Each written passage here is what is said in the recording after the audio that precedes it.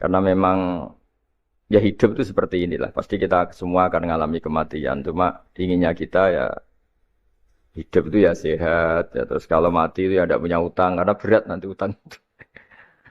Saya tidak tahu fikihnya itu. Kalau utang pribadi itu hisapnya berat. Kalau utangnya lembaga itu gimana ya? Dihitung salahnya direkturnya, apa dihitung salah karyawan yang minta naik apa? Gaji. Saya tidak tahu. Kayak utangnya Indonesia itu yang disalahkan itu menterinya apa presidennya. Apa yang selalu mengajukan gaji 13. Tidak tahu itu. Karena di kitab tidak dibicarakan. Yang dibicarakan utang-utang apa? Pribadi ya. Kalau yang utang-utang lembaga negara itu nanti tak tanyakan malaikat auditornya ini gimana cara apa? Itu yang disalahkan menterinya, apa presidennya, apa direkturnya, apa pengajuan proposal itu. Nah, singkat cerita itu kalau ngadepin kematian atau sebenarnya yang ngadepi kehidupan juga kita ini. Inna sholati wa nusuki wa mahyaya wa mamati lillahi rabbil alamin. Saya bicara ilmunya kiai. Misalnya si A itu sebenarnya sudah ditulis dia mati karena kecelakaan. Yang satu ditulis mati karena sepuh, karena tua. Itu. Yang satu mati karena tersedak, yang satu mati karena ngelindur. Mungkin yang satu mati karena tenggelam. Sehingga sebetulnya andekan kita melihat Loh Mahfud, kita ini ya naif. Saya berkali-kali ngaji bilang, kadang kita ini takutnya sampai angking takutnya dari motor ngelamun, gara-gara ngelamun kita. Andekan malaikat tuh kok suka bully, tawain gitu. Kamu catatannya kecelakaan kok yang kamu takuti apa? Covid. Yang sejarah misalnya kita pernah hidup menanamkan kebencian sesat itu terus ke bawah. Anak cucu kita dikandani jogeman cocok wong iku musuh bapakmu, mbahmu itu. Sehingga anak cucu itu dendamnya diwariskan. Wong dendam kok dia apa? Wariskan. Termasuk utang itu. Ketika kita jabat ingin rumah sakit ini mewah, pikirannya kok isdadi, aku seleren semikir direktur berikutnya. Itu tidak tahu itu nanti hisapnya ke siapa. Saya ulang lagi ya. Maka dalam satu ayat dikatakan laqad kunta fi ghaflatin min hadza fakashafna anka ghita'aka fabasarukal yauma hadid. Manusia ketika di dunia itu dianggap tidur. Tidur itu dengan tanda kutip itu bodoh. Bodoh itu tidak tahu. Fakashafna anka ghita'aka. Nanti setelah kamu mati itu pinter. Tapi ketika Anda pinter sudah meninggal, sudah tidak bisa memperbaiki kesalahan-kesalahan kita. Nah, kenapa kita dikatakan sekarang ini tidur? Karena kita ini sering menyaksikan sesuatu yang sebetulnya tidak ada hubungannya dengan kita. Tidak ada hubungannya dengan kebutuhan kita. Misalnya kita ngelamun, berkhayal, ingin hidup kaya raya, sejahtera, jabat, orang lain anak buah semua. Ternyata itu nggak penting ketika kita di akhirat. Yang penting adalah Anda meninggal dalam keadaan menghamba kepada Allah Subhanahu wa Ta'ala. Saya berkali-kali ngaji kalau saya berkali-kali bilang, andai kan hati kita nanti direkam Allah, nanti di akhirat sudah direkam. Orientasi kita direkam nanti. Pak Agus misalnya ingin punya mobil, punya rumah mewah, punya apa. Terus orientasinya gitu. Di depan Tuhan yang menyuruh kita, mensyariatkan kita, inginnya itu ya jadi hamba Allah terbaik, jadi kekasihnya Allah, jadi hamba yang bersujud, dari hamba yang bersedekah. Jadi ini kan tidak sambung. Ada cita-cita versi Allah yang dianjurkan Allah, yaitu bercita-cita jadi hamba yang soleh, yang bermanfaat, yang memanfaati orang banyak. Kemudian ini ada cita-cita yang hadzun nafsi, ingin mapan, semua orang anak buah. Hal-hal seperti ini itu harus kita jaga, jangan sampai terjadi. Makanya di semua kitab, pertama mendahulukan bab niat. Niat itu ya faman kana hijratu ilallah wa rasuli fa hijratu ilallah wa rasuli. Orang baik itu orang yang orientasinya itu menuju Allah Subhanahu wa taala. Lalu yang kurang baik adalah orang yang orientasinya itu ya harta, perempuan, pokoknya inginnya itu hal-hal yang kepentingan dirinya sendiri. Nah, lalu kenapa kita kadang tidak tahu? Ya tidak tahu itu karena tadi kita kalau tidak wiridan itu tidak punya efek samping kan. Tapi kalau kamu nggak punya uang kan terus lemes. Karena ngerti itu terus uang itu penting, wiridan tidak penting. Nah dari kesimpulan itu sebenarnya kita menjadi bodoh. Karena menjadi bodoh ketika Anda meninggal ternyata uang ini nggak penting, Wiridan ini penting, tapi tahu kita terlambat setelah kita meninggal. Nah, di sini saya ingin mengingatkan apapun kondisi kita, yang jelas itu ingat selalu kepada Allah Subhanahu wa taala. Caranya ingat gimana? Kata Nabi, kamu bayangkan musibah yang lebih ekstrim, kamu akan tahu yang kamu alami itu ahwanu wa aisar. Yang kamu alami itu ringan sekali. Ringan seringan-ringannya. Saya beri contoh ya, kalau Anda belajar, kalau dalam bahasa pondok itu falak, mungkin kalau bahasa umum itu apalah ilmu apa. Misalnya orang ahli meteor, ahli apalah, ahli perbintangan. Ketakutannya pasti benda langit ini jatuh, kemudian menimpa bumi. Nanti kalau Anda ahli biologi, itu takutnya bumi ini likuifaksi, karena sumber daya alamnya sudah begitu dikeruk, dimanfaatkan. Nanti yang ahli teroris atau yang ahli ekstremis itu takutnya itu ada teroris. Yang ahli sosiologi takutnya Indonesia itu chaos. Kalau chaos ya saling bunuh, saling apa. Jadi semuanya ini ketakutan ini semuanya mengarah terhadap kematian. Kecelakaan lalu lintas ya menjadikan orang mati. Likuifaksi kayak kemarin di Sulawesi ya iya, gunung meletus, gempa, tsunami.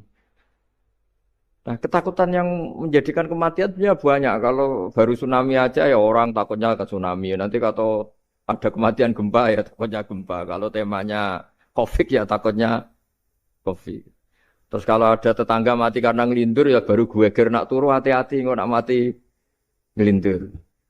Jadi, nah masalahnya kan kita tidak tahu, nggak tahunya itu. Ya tadi takutnya COVID ternyata catatannya itu mati kecelakaan. Takutnya kecelakaan ternyata matinya itu ngelindur. Kan kita tidak pernah tahu. Dari tidak pernah tahu itu kemudian agama datang dengan anjuran, sudahlah kamu tawakal bahwa semua urusan kamu di tangan Allah Subhanahu wa taala. Inna sholati wa nusuki wa mahyaya wa mamati lillahi rabbil alamin la syarikalah. Yes, ibadah kita, salat kita, hidup kita, mati kita semua di tangan Allah Subhanahu wa taala. Sehingga dengan berpikir begini ini melihat COVID itu ya kayak melihat potensi kematian yang lain kayak karena gempa, likuifaksi, kecelakaan, karena ngelindur, karena macam-macam. Kenapa saya membuat apa atau menyarankan ya supaya orang berpikir demikian, supaya bersyukur bahwa kita ini dihimpit, disekelilingi penyebab kematian tadi. Kalau kita ahli meteorologi mungkin takutnya itu asteroid jatuh, terus kemudian meteor jatuh yang nggak habis digesek oleh sistem alam, terus macam-macam. Yang ahli gempa juga takutnya gempa, yang ahli tsunami takutnya tsunami, yang ahli sosial takutnya Indonesia chaos, kemudian saling apa? Bunuh, saling apa, dan sebagainya, dan sebagainya. Nah, dengan keadaan seperti ini, kita ini baik sekali. Bukan sekedar baik, baik sekali. Kita tidak mengalami chaos sosial, kita tidak mengalami likuifaksi, kita tidak mengalami benturan benda langit di bumi kita. Karena itu sekali terjadi, bukan 1-2 lagi, tapi habis seluruh Indonesia, mungkin seluruh dunia. Nah, di sini cara Allah membuat kita selalu bersyukur bahwa hal-hal itu tidak terjadi. Jadi ada sebuah ayat yang Allah selalu mengingatkan, Aamintum man fis sama ayyakhsifa bikumul ardo fa idza hiya tamur. Kamu boleh sekali-kali berpikir, bumi ini justru potensinya itu likuifaksi, potensinya itu hancur karena di bawah itu ada magma, ada apa minyak, ada macam-macam. Ini kan di bawah ini kan ngerongkong cara Jawa itu karena diambilin terus. Piro-piro diambil ya ini ya ono masih bisa dipakai. Belum sistem bumi sendiri wafil arti kita mutajawirat, bumi sendiri itu berupa lempengan-lempengan. Setiap saat itu potensinya geser sekali geser ya jadi gempa itu. Terus belum benda langit yang potensinya juga jatuh. Sekali jatuh ya habis kita. Jadi yang kita ini dikepung sekian potensi yang bisa menghancurkan kita. Tapi nyatanya, mulai Nabi Adam sampai sekarang itu ada kehidupan, ada khayal. Sing Joko yang kepengen payu rabi. Mungkin sing wis payu rabi ya mbah kepengen mbah roh. Macam-macam lah. Tapi yang jelas itu wong dikepung kematian kok ya khayalnya masih tinggi gitu. Lah enggak pernah ngayal ya orang yang utang ditagih itu, gak kober ngayal. Soalnya wedine tanggal kredit itu. Tapi ini saya cerita supaya orang Indonesia itu ngerti lah bahwa yang ngepung kita itu tidak hanya COVID. Banyak. Makanya orang Arab itu kalau ngendikan itu wa man lam yamut bisayfi mata bi ghairihi ta'addadatil asbab wal maut wahidu. Karena orang Arab itu kan dulu Arab sebelum Islam itu kan satu kabilah nyerang kabilah yang lain. Wah itu kan harus butuh orang-orang tangguh. Karena dulu sistem rizkinya kayak sistem Indonesia dulu lah. Kerajaan ini nyerang ini supaya satu kerajaan punya eksistensi harus mengalahkan kerajaan yang lain. Bahkan cerita-cerita itu sama lah di Indonesia di mana-mana. Nah itu pemuda-pemuda yang gagah berani itu karena punya pegangan tadi. Wa man lam yamut bisayfi toh mata biwirihi. Kalau kamu tidak mati di medan perang ya tetap aja mati juga. Sehingga mereka kendel gitu kata cerita orang dulu. Ta'addadatil asbab wal mautu wahidu. Sebab kematian bisa macam-macam, tapi kesimpulannya tetap saja namanya mati. Kalau versi Kiai itu kematian itu dianggap hal yang sebetulnya ada versi Kiai ya, semua orang tahu lah pasti mati itu. Cuma inginnya mati itu kan macam-macam. Inginnya ya setelah kaya, terus setelah mapan, terus menangi anaknya mapan, cucunya mapan gitu. Terus itu pun sebetulnya ada siap mati juga. Tapi ya tetap mati gitu. Jadi saya punya cerita, saya akan cerita yang lucu-lucu ya supaya nggak tegang ya menghadapi kematian. Eh dulu itu kroni itu ya sudah ada. Jadi Nabi itu ya punya kroni, tidak hanya pejabat. Nabi itu punya kroni. Nabi Sulaiman itu bisa terbang. Ya mulai dulu manfaatkan angin. Jadi angin itu mulai dulu memang luar biasa. Dimanfaatkan orang sekarang mulai tenaga angin, pakai rem angin. Mulai dulu angin itu luar biasa. Nah itu teman dekatnya Nabi Sulaiman tuh ya agak sopan tuh bilang gini. Itu Pak Nabi itu kalau nanti ada malaikat Israel saya pinjam anginnya supaya tidak bisa ngejar saya katanya. Jadi mulai dulu ndak hanya pejabat, Nabi pun ya punya teman yang agak-agak gimana itu. Suatu saat malaikat Israel disuruh nyabut orang, misalnya namanya siapa lah. Nanti saya sebut ada yang tepaan sama nanti tersinggung, ya semuanya siapa gitu. Yang jelas namanya ada Agus, tidak Bambang karena bahasa Arab. Itu orang ini cabut di India. Nabi Sulaiman kira-kira ya di Palestina lah kira-kira. Si orang ini ternyata di dekat Nabi Sulaiman. Nah karena Nabi itu kan orang hebat lah. Sehingga malaikat ya kadang silaturahim ke para Nabi. Israel sendiri ya kadang-kadang silaturahim ke para Nabi. Silaturahim yang paling enggak disukai ya silaturahimnya malaikat Israel. Datang ke Nabi Sulaiman. Sebenarnya niatnya silaturahim. Ternyata ketemu orang itu. Kaget malaikat. Waduh ini gimana ini? Kok saya disuruh nyabut di India, kok orangnya di Palestina. Nabi Sulaiman kira-kira di kawasan Palestina, di wilayah yang katanya Israel itu. Karena Palestina kita tahu kan, menurut pemerintahan Israel itu wilayah Israel, menurut Palestina pemerintahan apa? Palestina. Tapi Indonesia alhamdulillah sampai sekarang itu nggak mau atau tidak punya hubungan diplomatik dengan apa? Israel. Sehingga kita harus mengistilahkan Palestina untuk warga Indonesia. Kaget malaikat ini katanya disuruh nyabut di India kok ada di sini.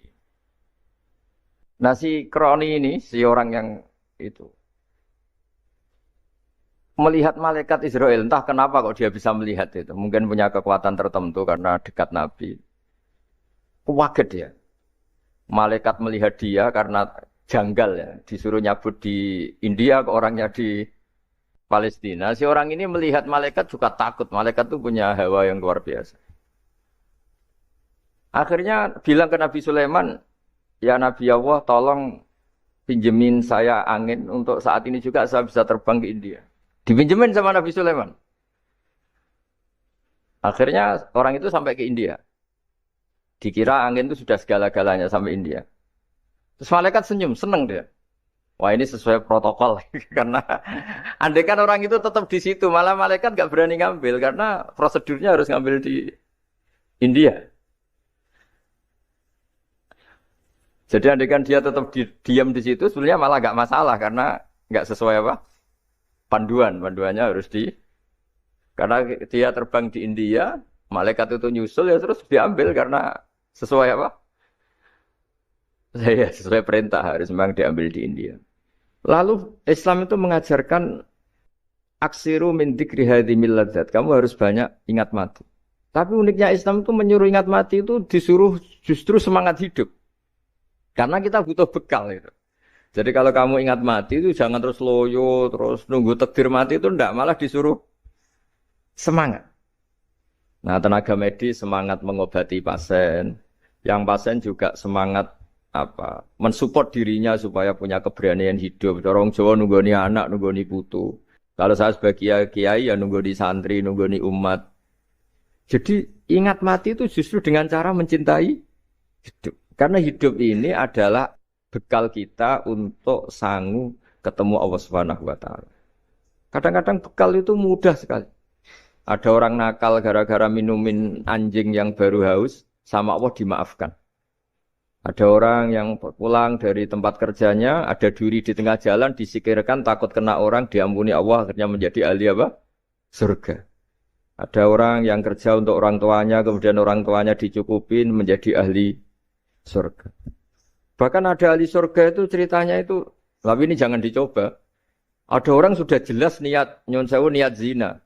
Sudah tinggal itu terus mikir dia. Saat itu takut Allah gak jadi. Barokahnya gak jadi langsung dia jadi ahli surga. Sarannya gak jadi loh ya. Tapi ya gak usah dicoba. Itu kalau keterusan masalah. Jadi Islam itu menganjurkan ingat mati, tapi justru dengan cara mencintai kehidupan. Karena yang jadi referensi Allah nanti di akhirat adalah perilaku kita, amal kita zaman apa? Hidup. Jadi disuruh ingat mati, tapi justru dengan cara sangat mencintai apa? Kehidupan. Lalu yang dinamakan kehidupan itu apa? Ya kita-kita ini. Ada yang mengkhidmati agama, mengkhidmati orang sakit. Mengkhidmati itu ya berbakti, membantu. Ada yang nata lalu lintas, ada yang nata keamanan, kayak Pak Polisi, ada yang nata keuangan, kayak Kemenku. Macam-macam. Semuanya harus kita cintai, profesi-profesi yang oleh Islam dianjurkan untuk kita nekuni itu. Jadi saya mohon lewat cerita ini orang itu tidak fokus takut COVID. Kasihan COVID kan jadi tersangka pembunuh sendiri. Padahal di kampung-kampung orang lugu-lugu yang saking nggak ngertinya itu kalau dikasih sumbangan tuh katanya itu salam yang COVID matur nuwun. Itu ribet kalau orang lugu-lugu itu. Dikira COVID itu satu makhluk atau manusia yang nyumbang itu. Jadi saya mohon semohon-mohonnya, seminta-mintanya, sampean harus ngitung nikmat lah.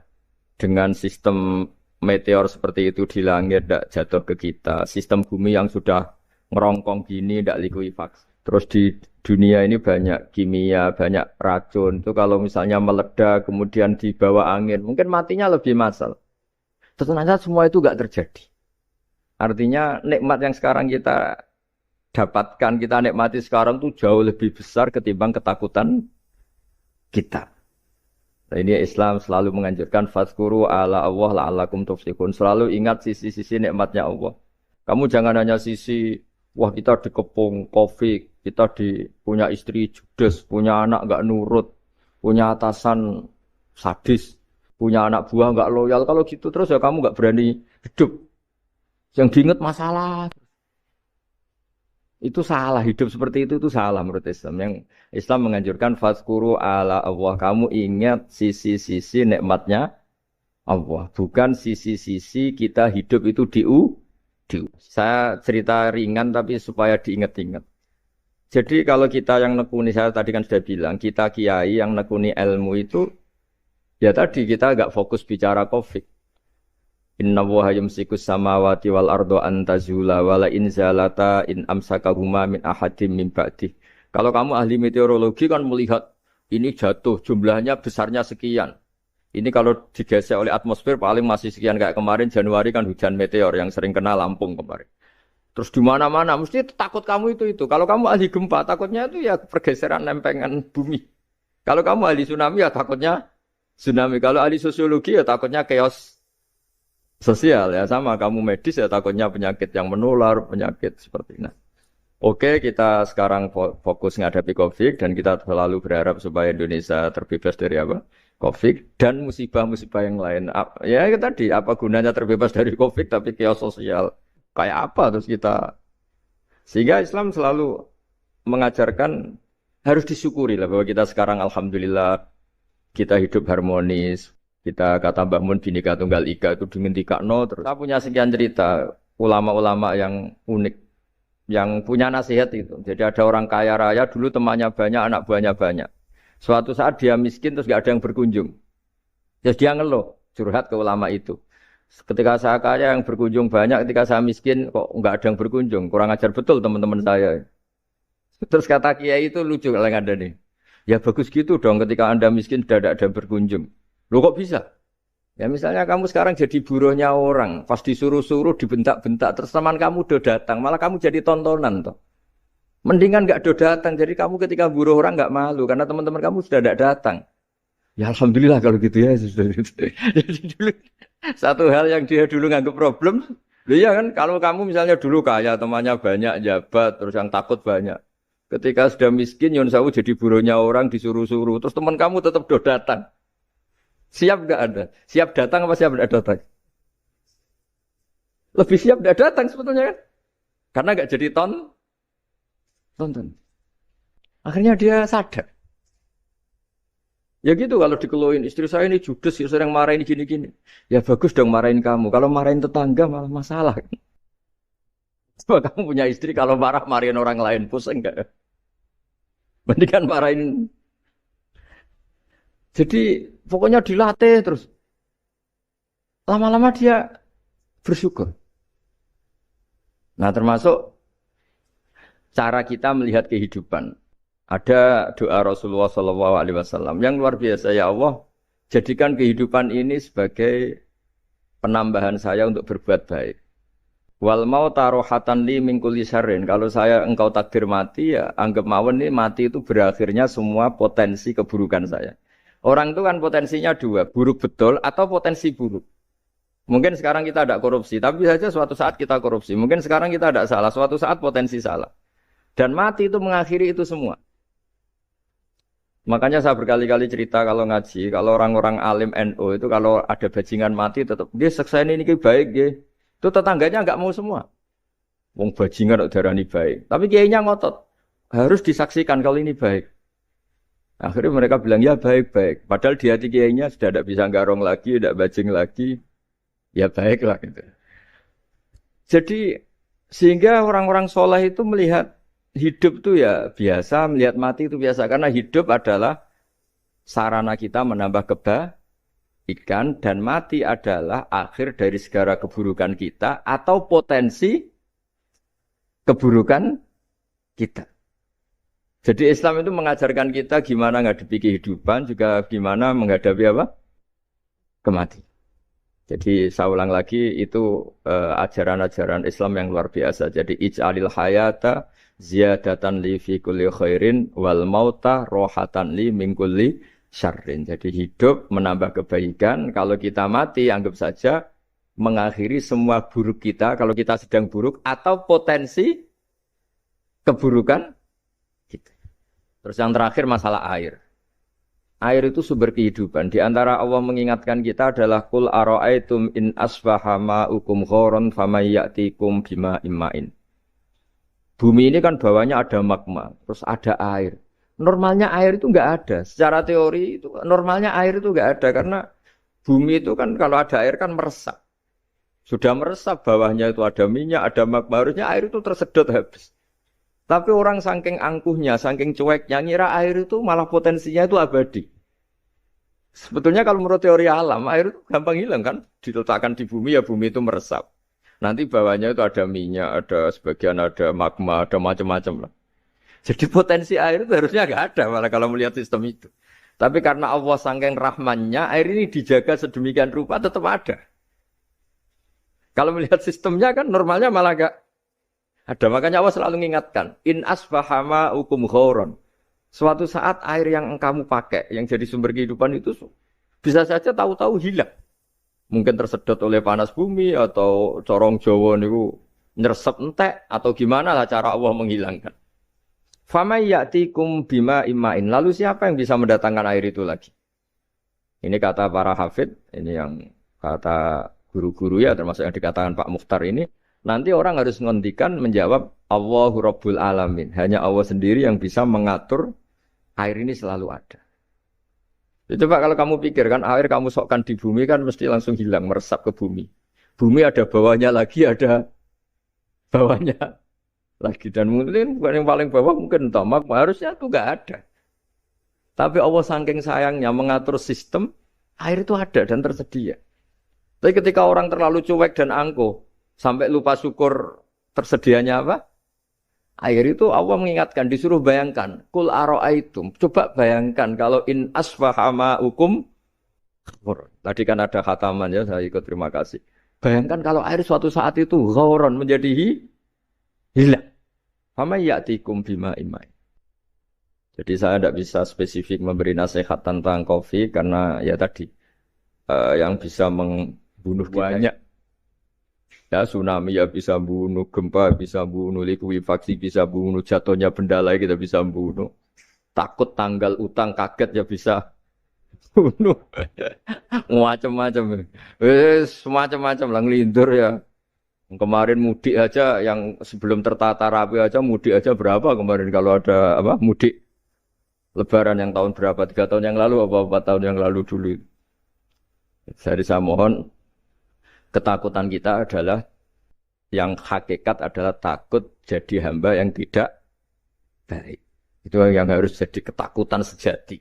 Takut kita di mata Allah tidak jadi hamba yang baik sehingga kita jauh dari Allah Subhanahu wa ta'ala. Karena cita-cita terbesar kita dan cita-cita terbaik kita adalah jadi hamba yang diridhoi Allah Subhanahu wa ta'ala. Sebaliknya ketakutan kita sejati adalah takut su'ul khotimah, takut jadi hamba yang tidak baik. Kita inginnya adalah assalamu alaina wa ala ibadillahis sholihin. Yang berhak mendapat keselamatan dunia akhirat adalah orang-orang atau hamba-hamba yang soleh.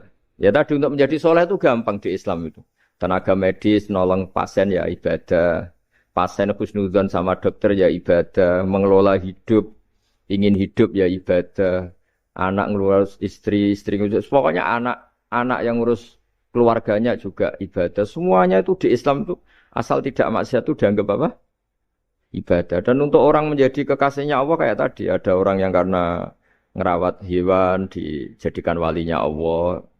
Menghilangkan apa duri atau pengganggu di jalan jadi kekasih Allah. Itu cerita-cerita itu semuanya ringan. Bahkan tadi ada yang cerita sekedar ingin maksiat dan tidak jadi. Dalam Islam itu kan gitu, orang yang merencanakan maksiat kemudian tidak jadi, itu ditulis pahala. Jadi gampang sekali untuk menjadi orang soleh dalam apa? Islam. Kalau tidak bisa itu semua, kata Nabi, takufus syarroka anin nas, fa inna sodaqotun minka ala nafsik. Kalau tidak bisa berbuat baik sama orang lain, yang penting tidak mengganggu orang lain. Terus kan enak, seturu, ngomah, ngelamun, bengak-bengok dewe, coba banter-banter tapi. Nak bengok-bengok banter-banter kan ganggu tonggo. Itu asal tidak ganggu orang lain. Takufus syarroka anin nas. Kamu jangan sampai efek buruk kamu berakibat pada orang lain. Itu juga fa'innaha sodaqotun minka ala nafsik. Itu ya bagian dari sedekah kamu. Taruh saja misalnya kalau secara ilmu medis, misalnya kita ini kok dinyatakan positif COVID. Secara ilmu medis, nggak boleh ketemu orang lain. Terus kamu diisolasi. Kamu niatin ketika diisolasi itu tidak menularkan bahaya kepada orang lain. Itu juga ibadah. Jadi ibadah itu gampang sekali, mudah sekali. Karena agama ini yuridu wa bikumul yusra wala yuridu bikumul usra. Agama ini mudah bukan sulit. Ya, mohon maaf tadi saya nggak bisa datang yang jam 11 karena saya tadi malam hormat di Jogja, acara 7 harinya Kiai Jatabek tadi pagi baru datang. Tapi saya mohon pokoknya yang seneng ya hidup itu yang seneng, diberi kesempatan hidup sampai sekarang itu yang seneng. Jangan karena teman kamu meninggal terus akan-akan ini teman saya meninggal, paling saya besok. Kok kamu tahu? Nyatanya besok hidup lagi, besoknya ya hidup lagi sampai sekarang ya masih hidup. Sudahlah mensyukuri yang ada, jadi sudah saya mohon syukur itu penting lah in syakartum lazidanakum. Justru dengan kita syukur itu insyaallah segalanya akan tambah baik, tambah apa? Baik. Nggih, matur nuwun ngapunten ingkang kathah. Assalamualaikum warahmatullahi wabarakatuh.